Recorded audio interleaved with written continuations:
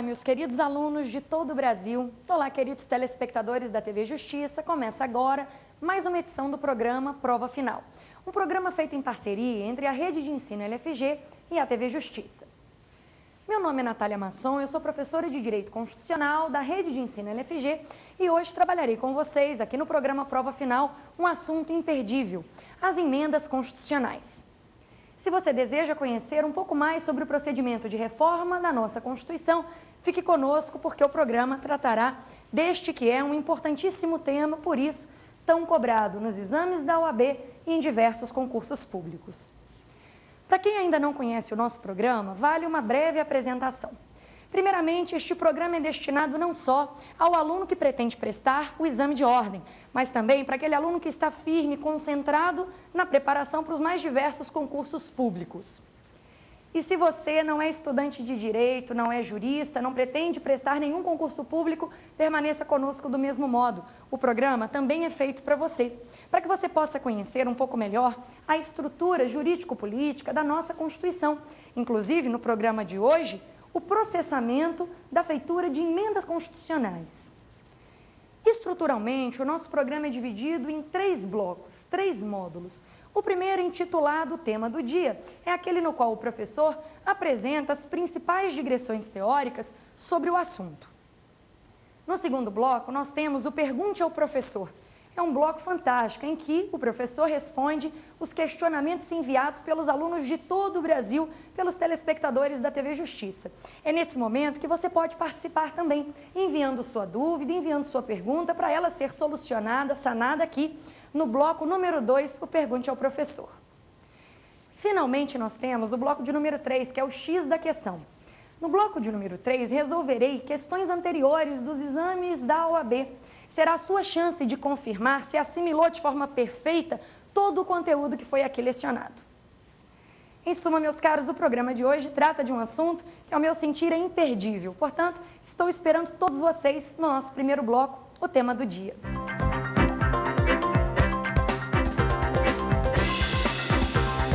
Meus caros, quanto à estabilidade, as constituições podem ser classificadas de diversas maneiras. Podem ser classificadas como imutáveis, como rígidas, como flexíveis ou como semi-rígidas, a depender de aceitarem ou não um procedimento de reforma e, segundo, qual será o procedimento e a complexidade dele.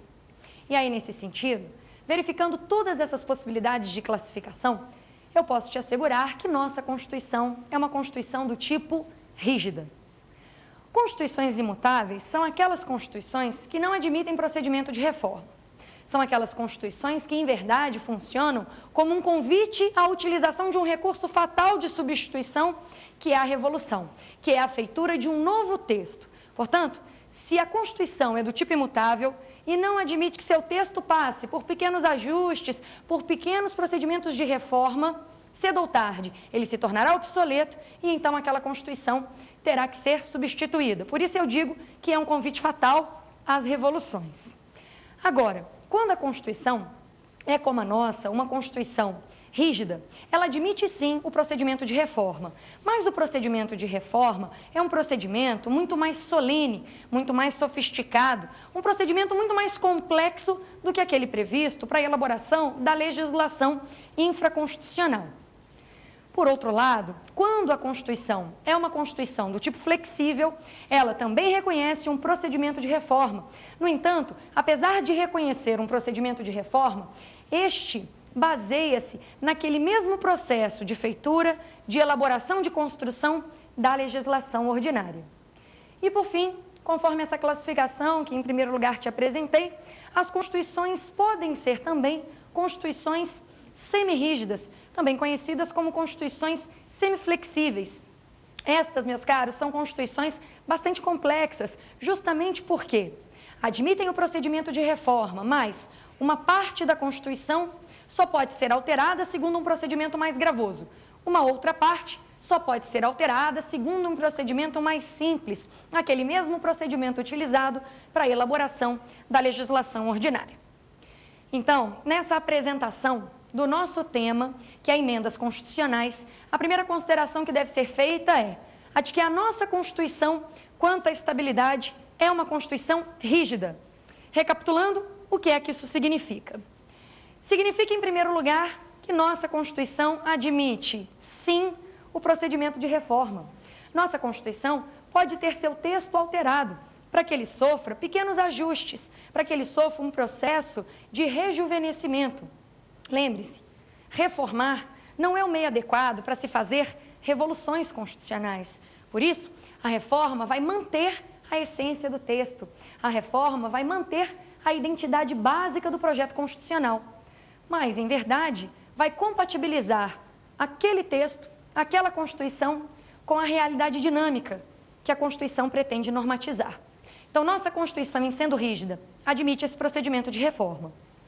Agora, no que tange ao procedimento de reforma, uma pergunta que é sempre feita: qual será o nosso procedimento de reforma? Será um procedimento, meus caros, muito mais solene, muito mais sofisticado do que aquele previsto para a produção de leis ordinárias e leis complementares. E o que faremos aqui no tema do dia é identificar qual é exatamente este procedimento. O nosso procedimento de alteração formal do texto constitucional encontra-se previsto lá no artigo 60 da Constituição. O artigo 60, então, é o nosso norte, o ponto, de fato, central do nosso estudo, porque ali estão dispostas, na verdade, todas as limitações que existem ao poder de reformar a Constituição. E, de início, as limitações que eu te apresento são limitações expressas. Existem limitações expressas formais, existem limitações expressas circunstanciais e existem as chamadas limitações expressas materiais. Então, meus caros, no primeiro momento trabalharemos com estas limitações que são expressas, que estão explicitamente dispostas no texto constitucional. Em primeiro lugar, então, te apresento numa visão panorâmica quais são essas limitações que você vai encontrar. Temos limitações, de novo, formais, além das formais, limitações circunstanciais e, ademais, temos limitações materiais. Falemos um pouco de cada uma delas. As limitações formais podem ser subdivididas em limitações formais subjetivas e limitações formais objetivas. As limitações formais subjetivas encerram o quê? Em verdade, elas demonstram quem é que pode apresentar uma proposta de emenda constitucional. Então, em termos formais subjetivos, quem é que tem a iniciativa de apresentar uma PEC? Evidentemente, você sabe que não é qualquer pessoa que pode propor a modificação do texto da Constituição. Quem pode, então? De acordo com o artigo 60, em seu caput, incisos 1, 2 e 3, a Constituição poderá ser emendada mediante proposta, no inciso 1º, de 1/3, no mínimo, dos membros da Câmara dos Deputados ou do Senado Federal. Então, em primeiro lugar, perceba a atuação por meio da iniciativa do Legislativo. 1/3 dos membros da Câmara ou 1/3 dos membros do Senado pode apresentar a proposta de emenda à Constituição. Não basta a assinatura de um único deputado, não basta a assinatura de um único senador. Eu preciso colher esse número, 1/3 de assinaturas em cada caso. Imaginemos, na Câmara, não são 513 deputados, então a gente precisa de pelo menos 171 assinaturas. E no Senado? No Senado não são 81 senadores, então pelo menos 27 assinaturas. Percebeu isso? E quem mais? Além dos deputados e senadores, também o presidente da República. Só que perceba, o presidente da República sozinho. O que já te faz compreender que o presidente da República é o único cara que sozinho pode apresentar uma proposta de emenda à Constituição. Ninguém mais sozinho age, ninguém mais sozinho tem iniciativa para deflagrar o processo de feitura de reforma da Constituição, só o presidente. Além de 1/3 dos deputados ou 1/3 dos senadores e o presidente, quem mais detém essa iniciativa? Segundo o artigo 60, caput, inciso 3º da Constituição, a proposta também pode ser apresentada por mais da metade das Assembleias Legislativas das unidades da Federação, manifestando-se cada uma delas pela maioria relativa de seus membros. Então, veja você, nós precisamos que sejam favoráveis à proposta mais da metade das Assembleias Legislativas das unidades da Federação, sendo que cada uma delas vai se manifestar pela maioria relativa de seus membros, tudo bem? Então, encerramos aqui o primeiro grupo de limitações. Aqui, em verdade, vimos a chamada limitação formal subjetiva, aquela que demonstra, aquela que diz quem é que pode apresentar a PEC. Vamos agora às limitações formais objetivas, que referem-se, em verdade, ao procedimento.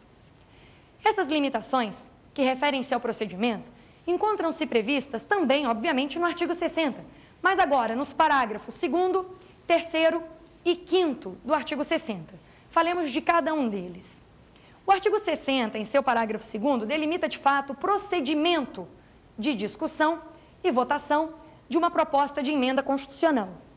Segundo o parágrafo 2º, de acordo com o parágrafo 2º, a proposta de emenda será discutida e votada em cada casa do Congresso Nacional. Em quantos turnos? Em 2 turnos. São 2 turnos em cada uma das casas. E a proposta será considerada aprovada se obtiver 3/5 dos membros de cada casa em cada turno de votação. Então, imaginemos, a proposta chegou na Câmara, vai ser votada na Câmara. Eu preciso obter, naquele primeiro turno de votação, 3/5 dos deputados federais, o que significa que eu preciso de 308 votos, pelo menos, dos 513 possíveis. Votei em primeiro turno, passam algumas sessões ordinárias para que a questão possa se estabilizar, digamos, e depois o segundo turno de votação se apresenta. Se a Câmara aprova também em segundo turno, qual é o próximo passo? O próximo passo, evidentemente, é discutir e votar a proposta na outra Casa Legislativa, que nessa hipótese é o Senado Federal. O Senado também terá que votar a proposta em 2 turnos, aprovando-a por 3/5 de seus membros. E aí, meus caros, e aí que, se a proposta foi discutida, votada e aprovada em cada casa em 2 turnos, por esta maioria qualificadíssima, que é a maioria de 3/5, eu considero a proposta aprovada. E já chegou o momento, então, de promulgá-la. Afinal de contas, o próximo parágrafo que trata de procedimento é o parágrafo 3º. E este parágrafo 3º determina que a proposta de emenda, na verdade, que a emenda à Constituição não é mais uma proposta, porque agora ela já foi discutida, votada e devidamente aprovada. Então, diz o parágrafo 3º que aquela emenda à Constituição, ela será promulgada. Por quem, professora? Pelas mesas da Câmara e do Senado, em conjunto, com o respectivo número de ordem. Então, veja você que aquela emenda à Constituição, que primeiro foi uma proposta, foi agora discutida e votada e aprovada nas 2 casas, já pode ser devidamente promulgada. Mas repare, não é a mesa da Câmara que promulga sozinha. Tampouco é a mesa do Senado que promulga sozinha. Tampouco é a mesa do Congresso Nacional. A promulgação se efetiva pelas mesas das casas legislativas em conjunto. Então, quando você olhar uma emenda, você vai ter uma coluna com a mesa da Câmara, você vai ter outra coluna com a mesa do Senado. Correto? Então, assim é feita a promulgação. Da leitura desse parágrafo 3º, nós temos aqui uma informação implícita, ao meu sentir, muito interessante. A informação implícita é a seguinte: não existe sanção ou veto presidencial para a proposta de emenda à Constituição. Depois que ela é discutida, votada e aprovada nas 2 casas, ela não é encaminhada como se fosse um projeto de lei para a deliberação executiva. Acabei de discutir, votar e aprovar a proposta de emenda, ela já se torna uma emenda e agora será devidamente promulgada pelas mesas das casas legislativas. Veja você então, não há que se falar em deliberação executiva, não há que se falar em veto ou sanção presidencial para a proposta de emenda. E esta é uma informação que está implícita no artigo 60, parágrafo 4º. Pois bem, ainda sobre o procedimento, ou seja, ainda no que tange a limitação formal, objetiva, nós temos o parágrafo 5º do artigo 60. Esse parágrafo 5º do artigo 60, ele determina que a matéria constante, uma proposta de emenda constitucional, se for rejeitada esta emenda, essa proposta, ou considerada prejudicada, aquela matéria não poderá constituir objeto de uma nova proposta na mesma sessão legislativa. Então, veja você que aqui temos uma regra procedimental, ao meu sentir e ao sentir da doutrina majoritária, nós temos aqui uma determinação formal, uma limitação de forma para o procedimento de feitura de emendas constitucionais. Afinal de contas, existe aqui um requisito formal a ser observado. Qual, professora? O seguinte: se uma proposta de emenda constitucional for rejeitada ou considerada prejudicada numa sessão legislativa, a matéria daquela proposta não pode constituir objeto de uma nova PEC numa mesma sessão legislativa, só a partir de uma próxima sessão legislativa. E isso é um critério de forma que tem que ser observado. Para você se recordar o que é uma sessão legislativa, leia o artigo 57. Por quê? Porque a partir dele você vai perceber que sessão legislativa é o período anual de trabalho do Congresso Nacional. Se inicia, em regra, em 2 de fevereiro, indo até o dia 17 de julho, quando retoma em 1º de agosto e se finaliza no dia 22 de dezembro. Então, isso é a sessão legislativa. A matéria constante de uma PEC rejeitada ou prejudicada durante a sessão legislativa pode até ser rediscutida numa próxima sessão, numa nova proposta, mas só a partir de uma próxima sessão, tudo bem?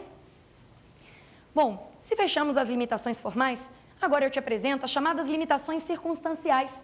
Existem certas circunstâncias que impedem a alteração da nossa Constituição. São circunstâncias anormais, circunstâncias excepcionais, que impedem que o texto da nossa Constituição seja alterado, seja modificado. Quais são essas circunstâncias extraordinárias e excepcionais que vão paralisar o mecanismo de reforma?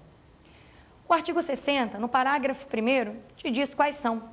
Precisamente, a intervenção federal, o estado de sítio e o estado de defesa.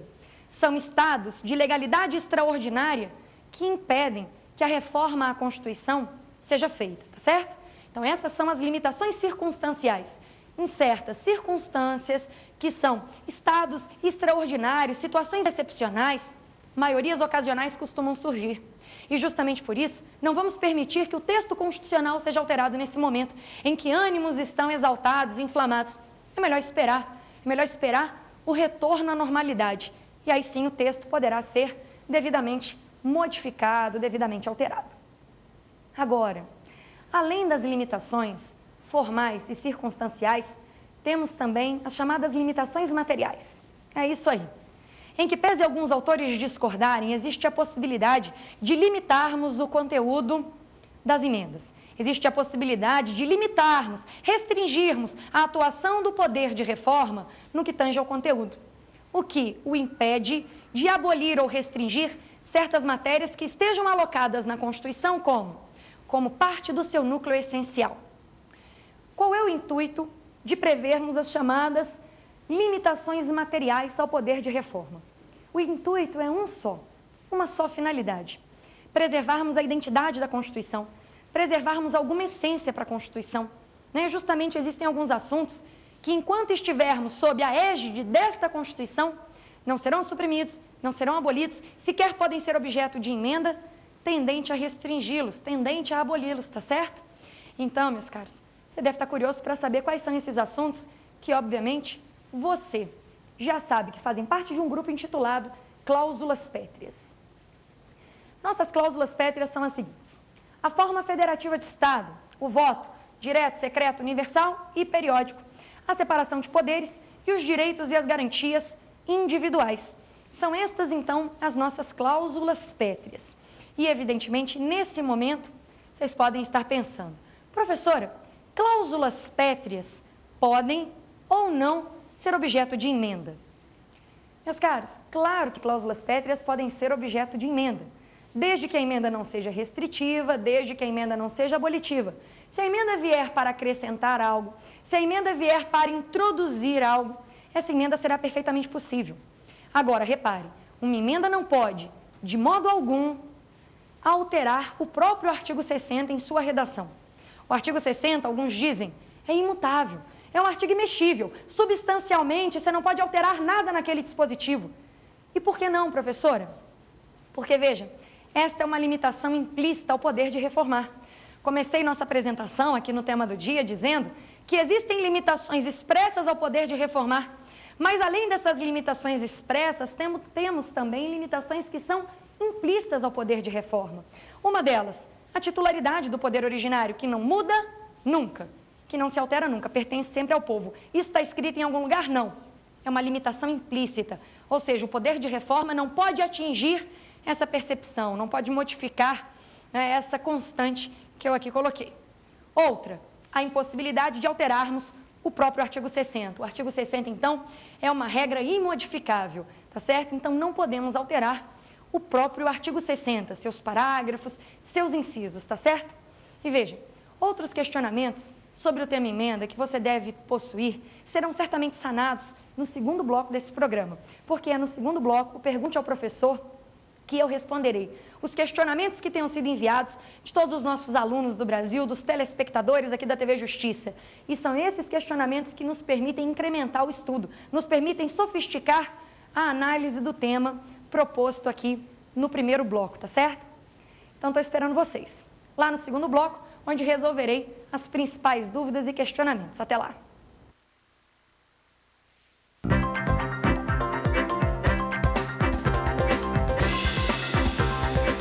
Olá, meus queridos alunos, estamos de volta com o segundo bloco, o Pergunte ao Professor. É nesse momento que você pode participar enviando seu questionamento aqui para o programa Prova Final. Basta escrever para o e-mail provafinal@exapar.com.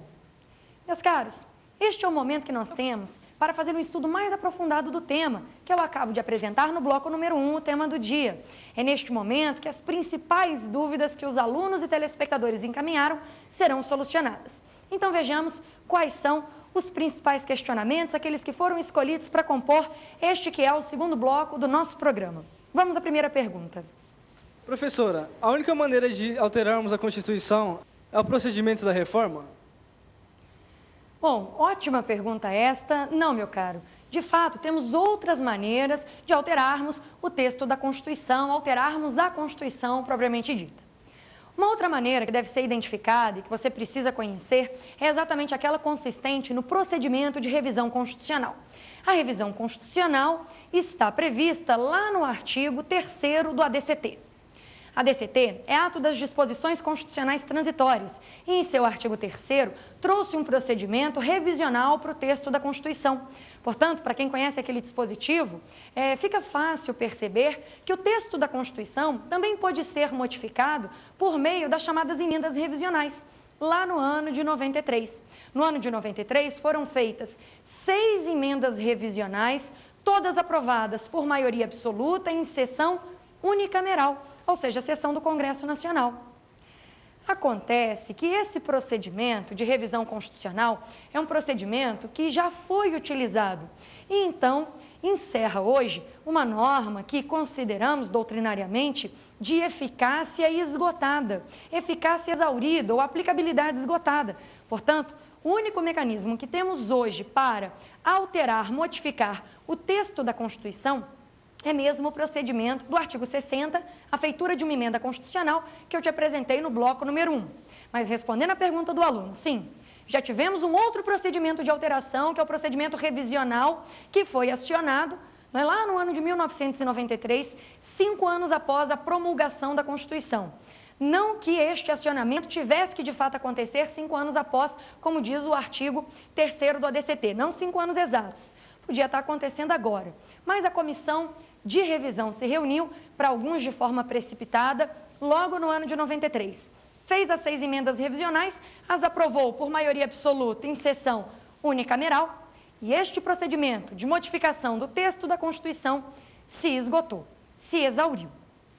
Agora, então, para modificarmos o texto constitucional, o procedimento é este que nós estudamos no bloco 1. No entanto, permanece existindo hoje uma outra maneira de modificarmos, alterarmos a Constituição. Não o seu texto, mas alterarmos, modificarmos as normas constitucionais. Em que sentido, professora? Pense em primeiro lugar comigo. Entre norma e texto, existe alguma diferença? Sim, eu diria que o texto é aquela ponta do iceberg, aquilo que você vê, aquilo que está escrito. E as normas, norma é aquilo que paira subjacente ao texto. São os sentidos que você pode extrair de um mesmo texto. E aí, nesse sentido, por meio do chamado mecanismo de mutação constitucional, repito, mutação constitucional, existe a possibilidade de alterarmos as normas, ou seja, alterarmos a interpretação que é feita do texto, sem mexermos no texto. Perceba então, temos hoje 2 procedimentos que autorizam a modificação da Constituição. Um primeiro atinge diretamente o texto constitucional, conforme vimos lá no nosso bloco número 1. É o procedimento de reforma, onde está previsto no artigo 60 da Constituição. Agora, além desse mecanismo, temos um outro, que é o mecanismo chamado de mutação constitucional. Por meio desse mecanismo, alteramos não o texto, mas a interpretação que se faz do dispositivo, o sentido que se extrai desse texto. Então, resumindo para o aluno que fez o questionamento, já tivemos um outro procedimento de alteração, a revisão constitucional.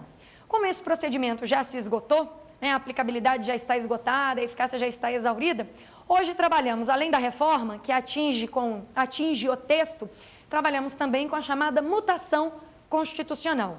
Um procedimento, preste atenção, um procedimento informal de modificação da Constituição. Informal, porque não atinge o texto, atinge a norma que paira subjacente a ele, ok?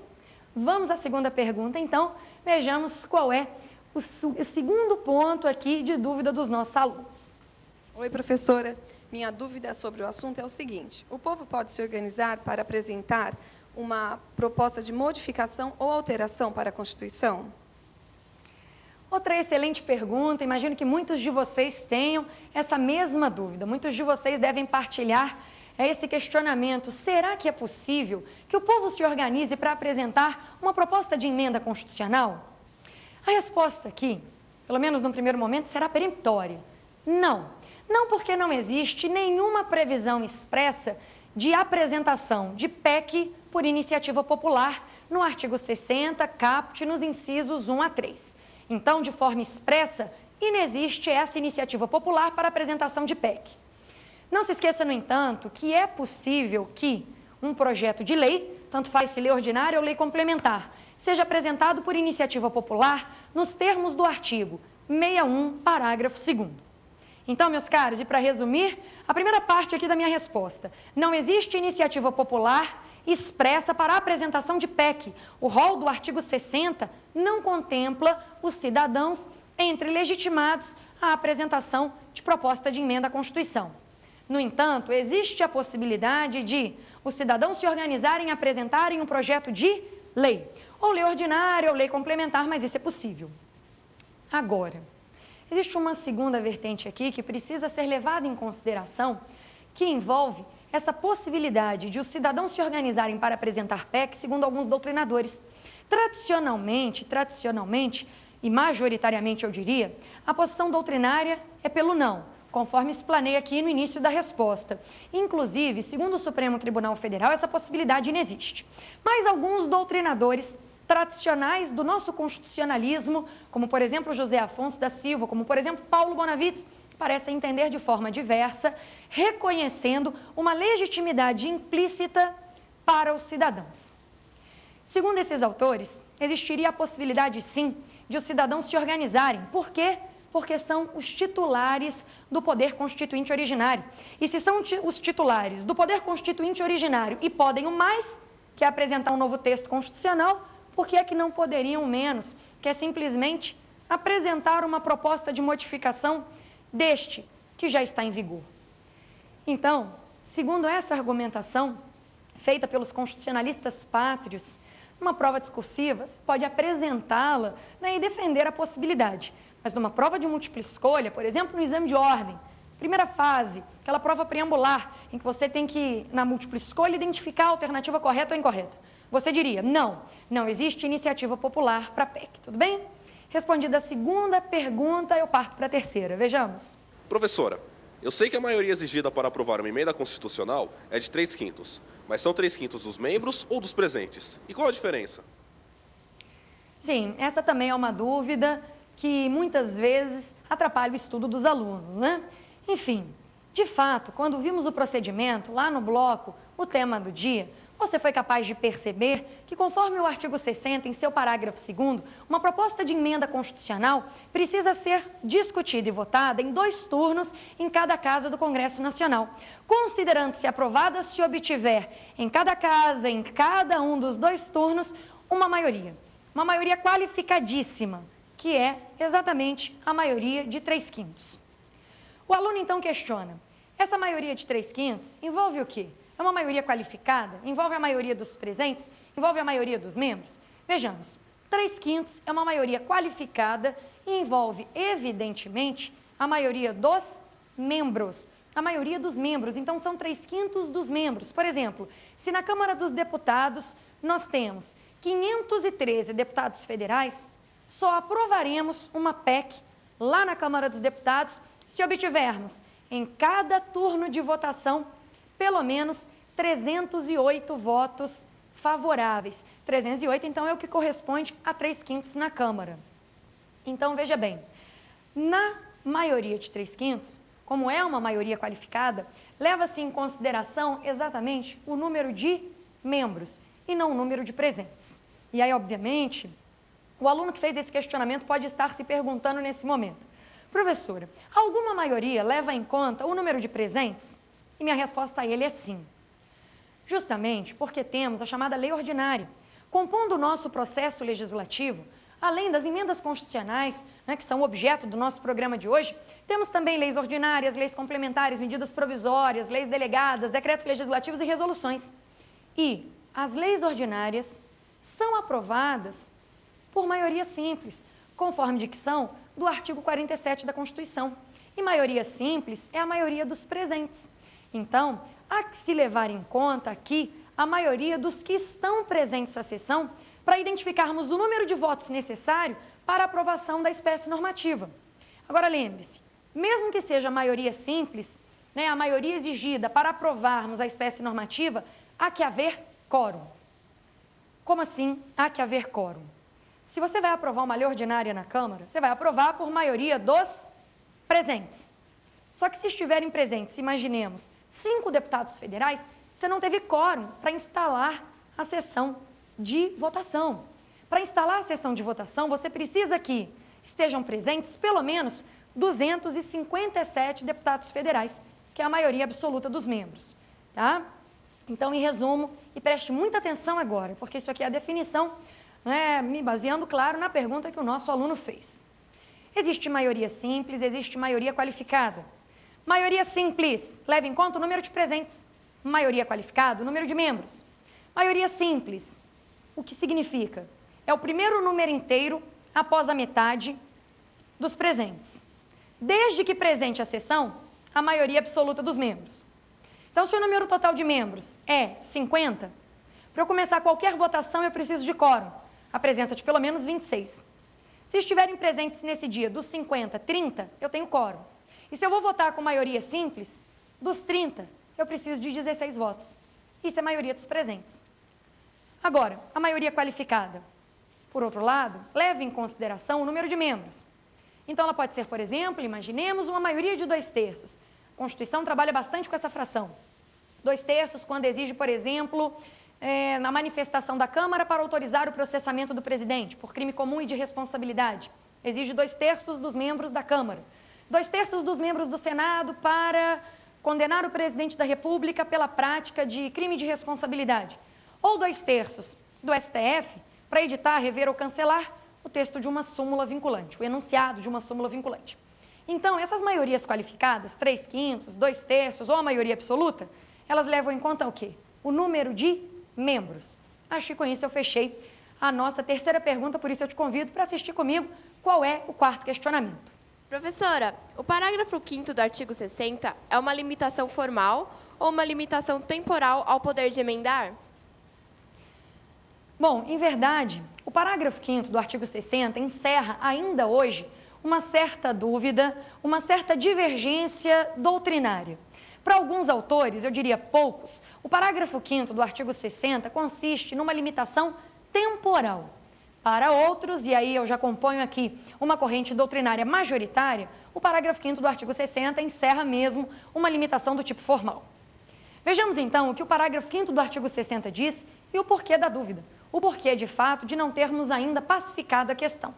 O parágrafo 5º do artigo 60 determina que uma proposta de emenda constitucional que tenha sido rejeitada ou considerada prejudicada numa sessão legislativa não poderá tramitar de novo numa mesma sessão legislativa.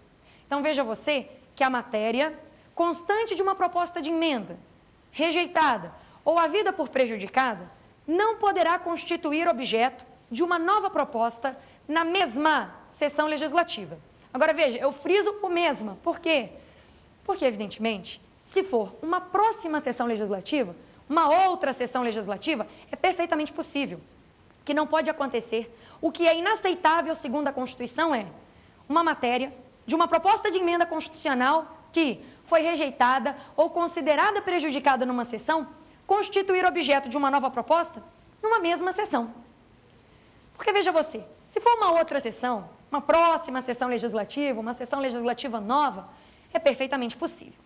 Agora, como nós temos aqui esse limite que incide sobre a atuação do poder reformador, muitos se perguntam, seria este limite um limite formal ou seria um limite de tempo? Se for um limite de tempo, eu quero saber de você, qual é o tempo que você tem que aguardar para que aquela matéria possa ser objeto de uma PEC novamente? Qual é o tempo? Imaginemos que a PEC tenha sido rejeitada no mês de julho de um determinado ano. Em agosto, ela pode tramitar novamente? Não. Não, porque estamos na mesma sessão legislativa.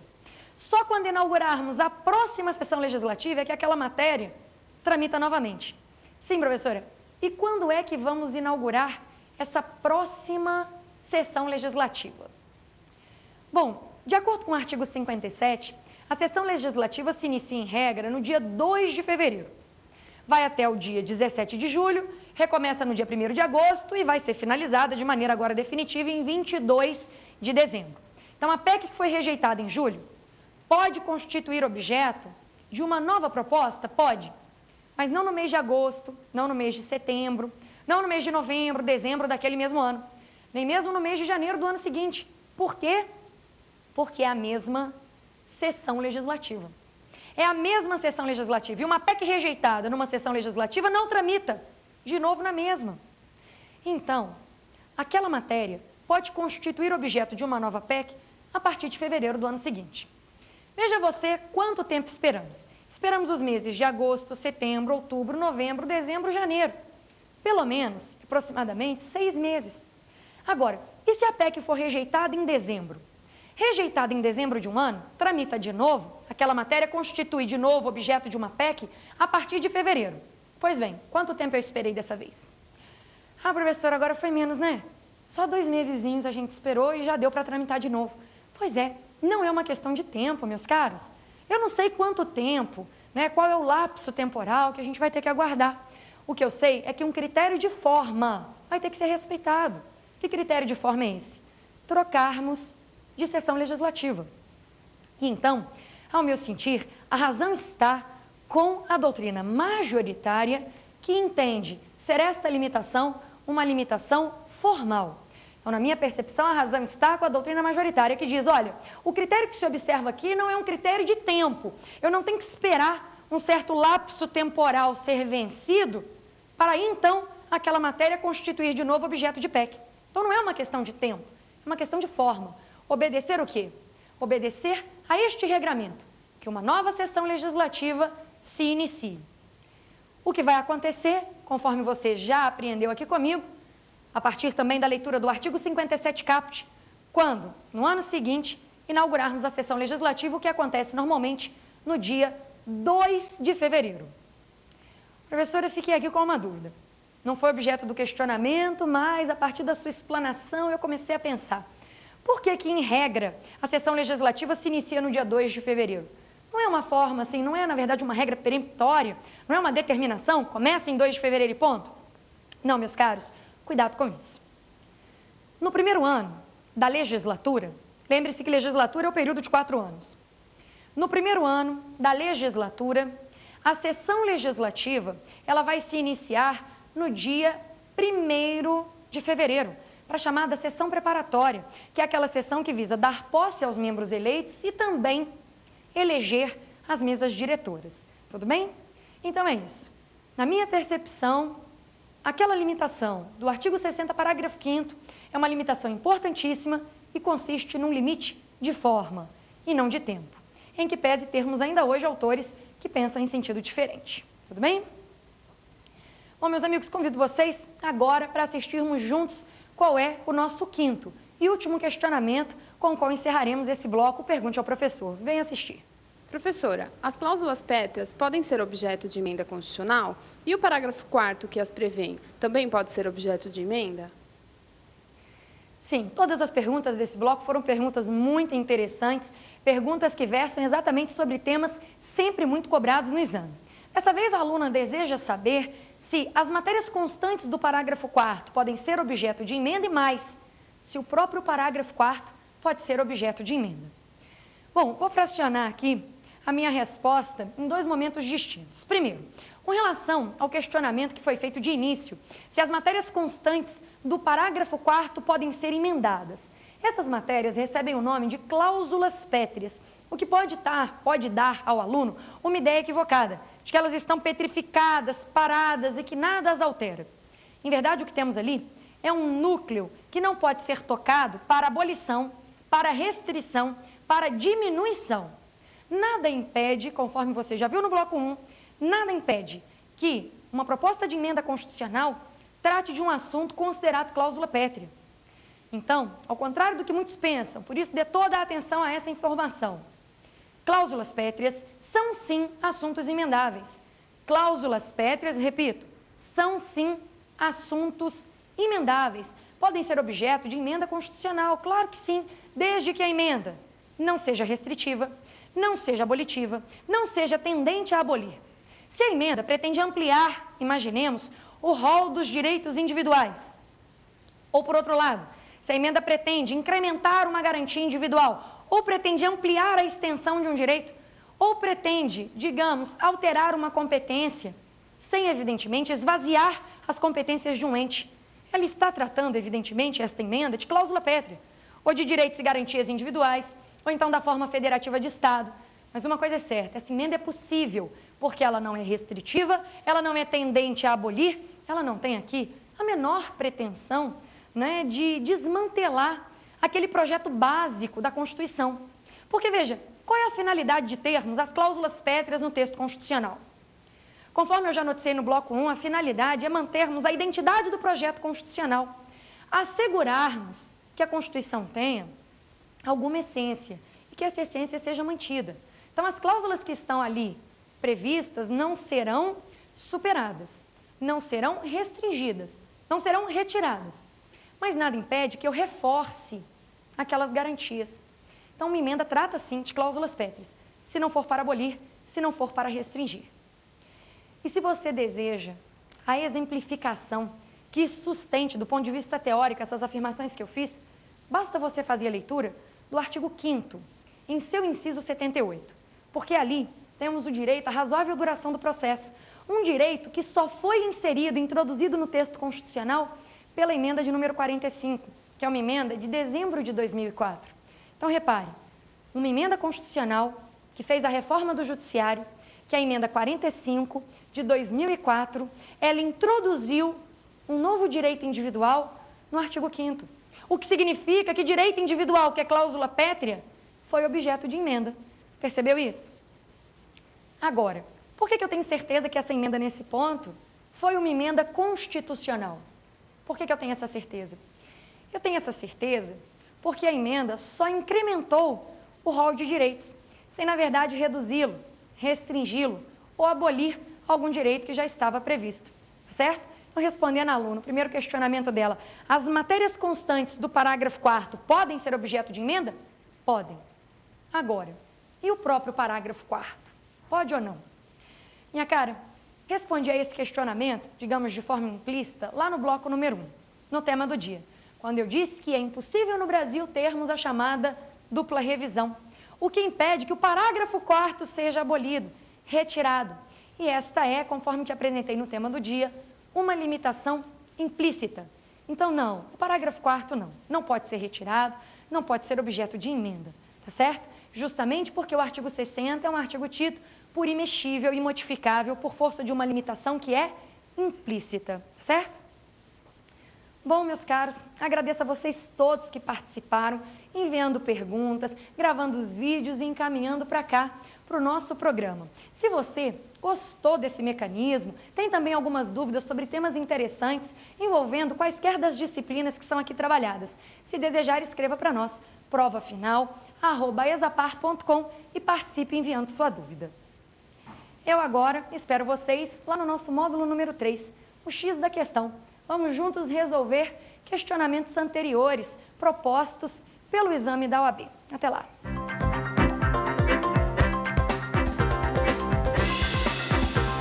Então, meus queridos alunos, é neste momento, neste bloco do programa, que você vai confirmar que assimilou todo o conteúdo que foi aqui lecionado sobre o tema emendas constitucionais. Vamos resolver juntos, item por item, assertiva por assertiva, questões anteriores do exame de ordem sobre o assunto que foi aqui trabalhado. A primeira questão que nós temos é a seguinte.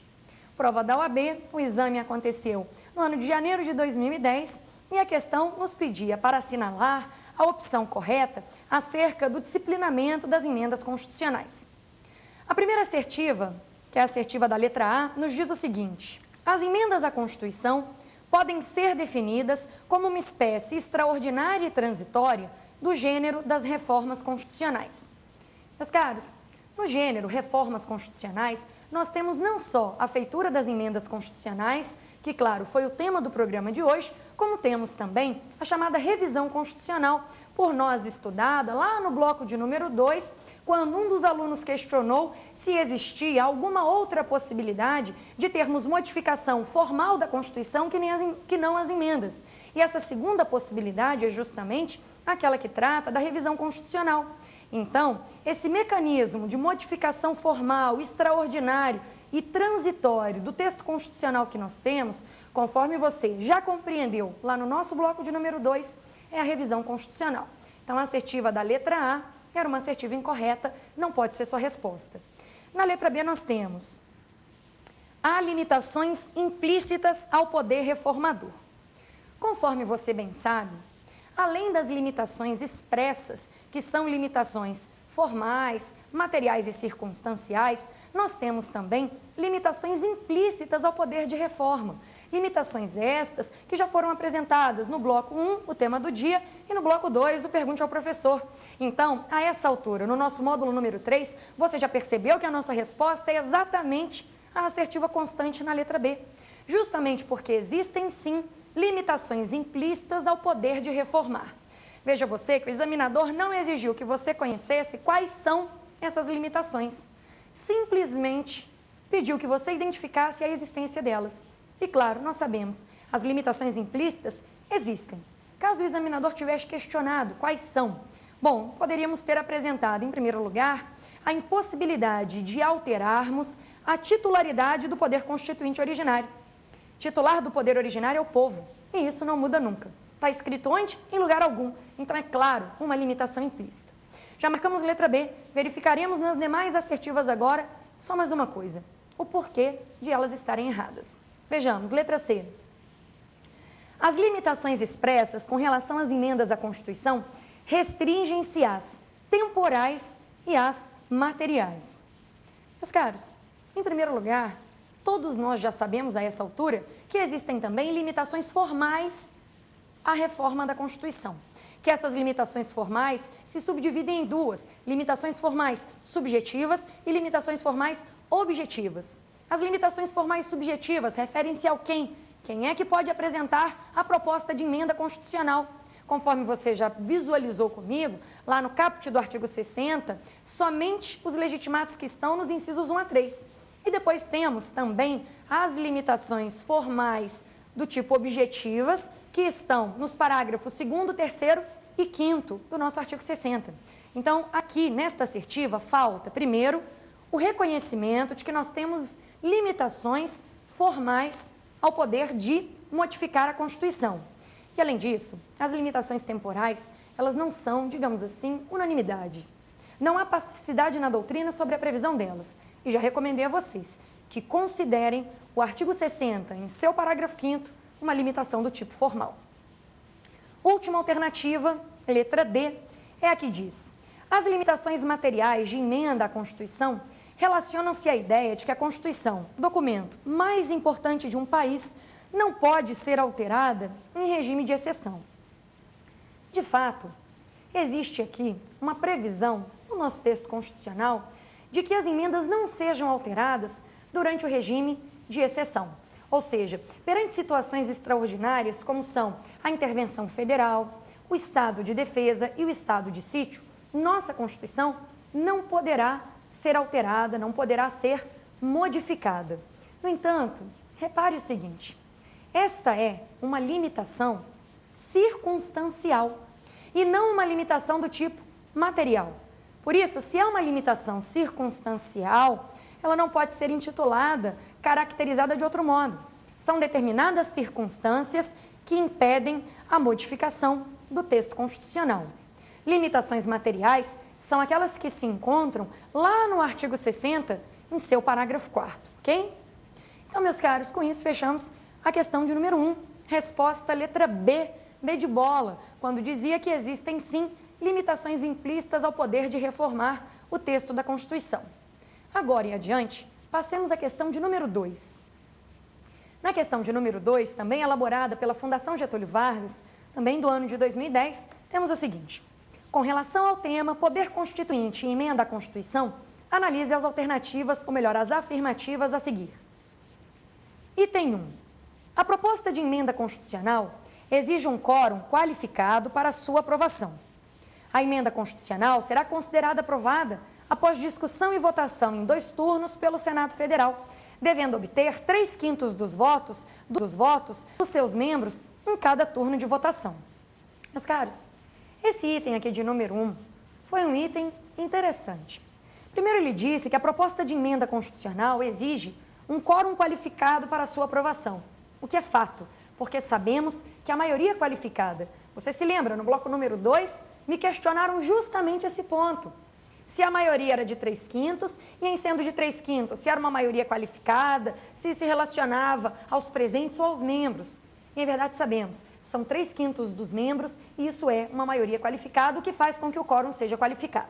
Agora, segue a alternativa número 1 dizendo que o mecanismo de aprovação de emenda passa só pelo Senado Federal, em 2 turnos, com a aprovação de 3/5 dos membros do Senado em cada turno. Onde está o erro? O simples esquecimento de que a PEC também tramita na outra casa que forma o Congresso Nacional, também tramita na Câmara. Em quantos turnos? Em 2 turnos igualmente.